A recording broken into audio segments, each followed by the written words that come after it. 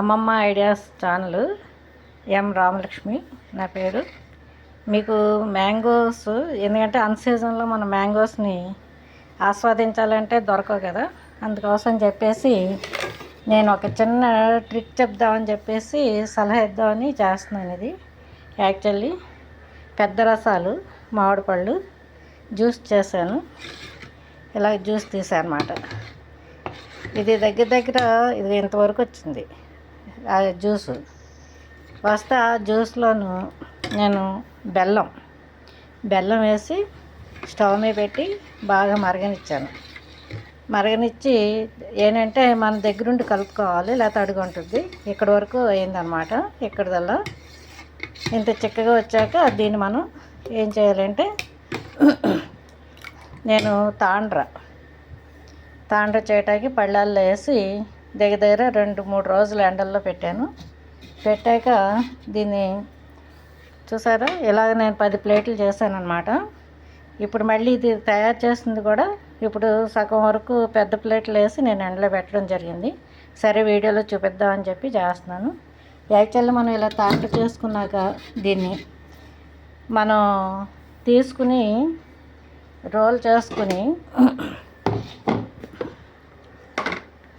చూసారా ఈ విధంగా స్టోర్ చేసుకుంటే మనం సంవత్సరం పాటు తినచ్చు అన్నమాట. అంటే ఇది కట్ చేసి నేను అలా రోల్స్ కింద చేసి పెట్టాను.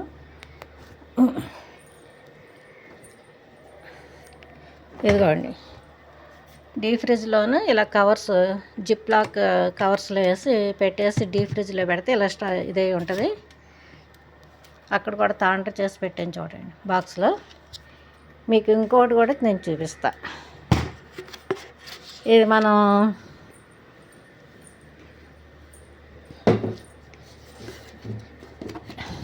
ఇది చూసారా,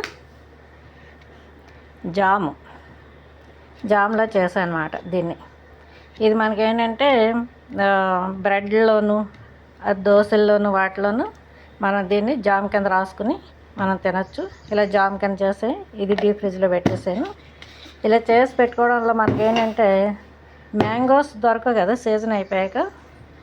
అలాంటప్పుడు మనం ఈ విధంగా ఎప్పుడన్నా మ్యాంగో తినాలన్నా తాండ్ర కింద తినాలంటే ఈ విధంగా చేసి పెట్టుకోవచ్చు.